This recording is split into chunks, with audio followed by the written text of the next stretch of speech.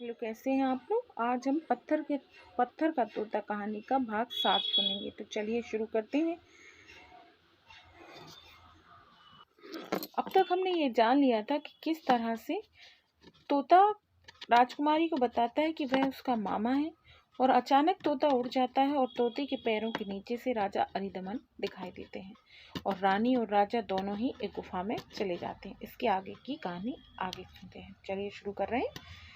कंचना अभी सोच ही रही थी कि उसी गुफा की तरफ से जोर से हंसी सुनाई पड़ी। वही दानवी हंसी। धरती के भीतर मानो बादल गरज रहे हों। दूसरे ही क्षण भयानक हाहाकार भी सुनाई देने लगा, मानो गुफा में एक साथ हजारों स्त्री पुरुष चीखें मार मार कर रो रहे हैं। कंचना के रोंगटे खड़े हो गए। वह लपक कर चबूतरे की सीढ़ियां चढ़ने लगी। तभी किसी ने पुकार सुनाई पड़ी, ठहर जा कंचन, ठहर जा, आगे मत बढ़।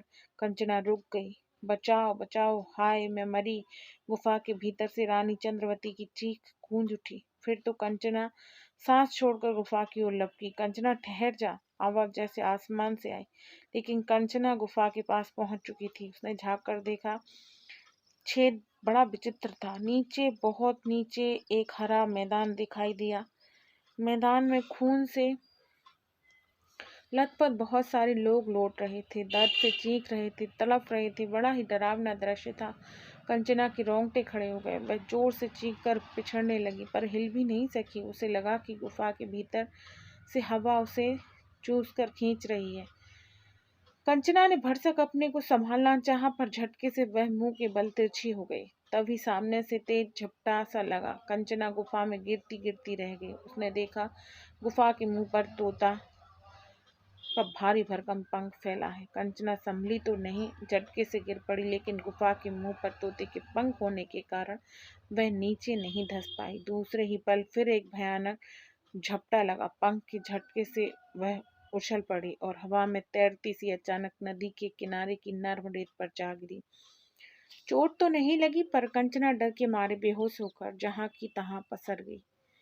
आंखें खुली तो कंचना ने अपने को वहीं रेत पर पड़ा पाया। ठंड लग रही थी। आसमान एकदम काला हो रहा था। तारे टिमटिमा रहे थे। कंचना समझ गई कि रात हो गई है, लेकिन दानवों के महल पर रात का कोई प्रभाव नहीं पड़ता।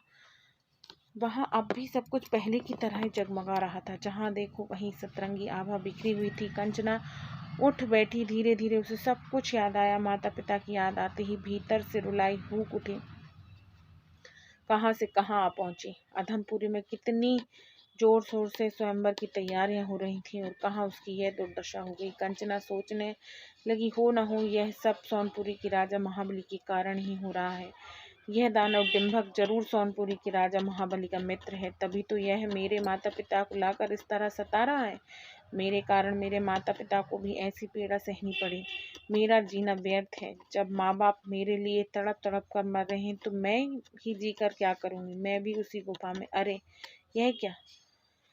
कंचना झटके के साथ उठ खड़ी हुई। सामने चबूतरे पर हीरामन तोता पहले की तरह बैठा था। वह दौड़ती दौड़ती तोते के सामने आ खड़ी हुई और रोकर बोली, हीरामन, तुमने मेरे साथ धोखा क्यों किया। तुमने तो मेरे मामा हो ना।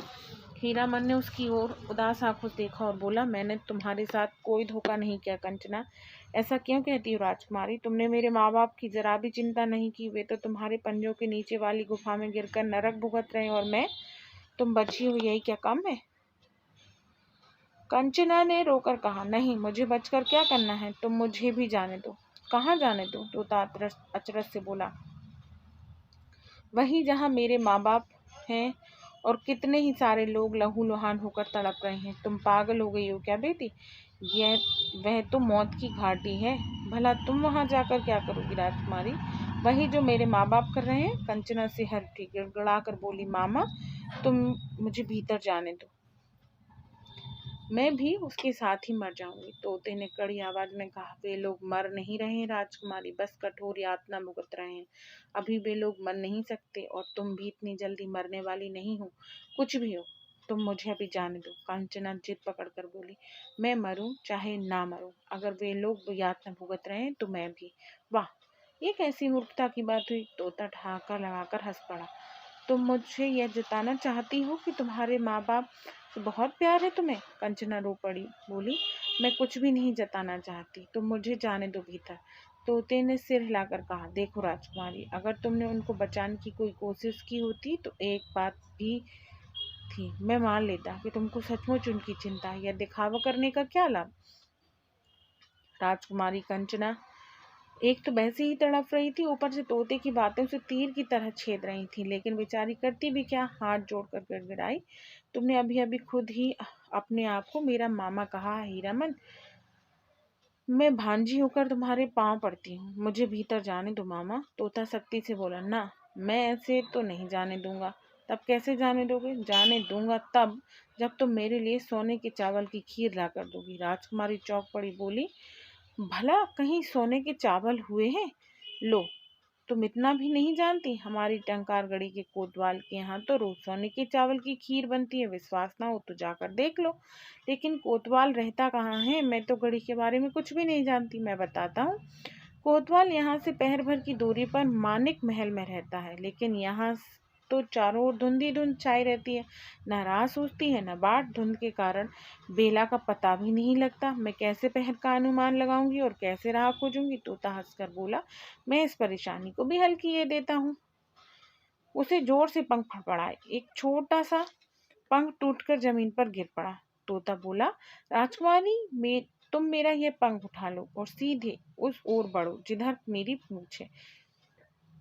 इस पंख को देखती जाना, जब ये सोने का हो जाए तुम समझ लेना तुम मानिक महल के पास पहुंच गई हो। वहां एक सरोवर है, उसका पानी हरे कांच जैसा है, उसमें मानिक के कमल खिले रहते हैं, उसी के भीतर कोतवाल का मानिक महल है। लेकिन मुझे वहां दानव भीतर जाने देंगे? तोता एकदम से नाराज होकर बोला, तुम तो अब यह जानती हो कि मैं यहीं बैठे बैठे सोने की खीर मांग लूं। अगर ऐसा हो तो भला तुम्हें क्यों भेजता, मैं खुद ही चला जाता। तुम्हारे बस की बात नहीं है तो जिद क्यों करती हो? जाकर आराम से सो क्यों नहीं जाती? मरने दो माँ बाप को। राजकुमारी रोकर बोली, मामा, तुम्हें एकाएक क्या हो गया? अभी कुछ देर पहले तो इतने कठोर नहीं थे हीरामन। मगर तोते ने उसकी ओर आंखें फेर ली। राजकुमारी ने एक दो बार और पूछनी चाहिए, पर हीरामन पत्थर का तो था ही, अब जैसे हीरामन का मन भी पत्थर का हो गया।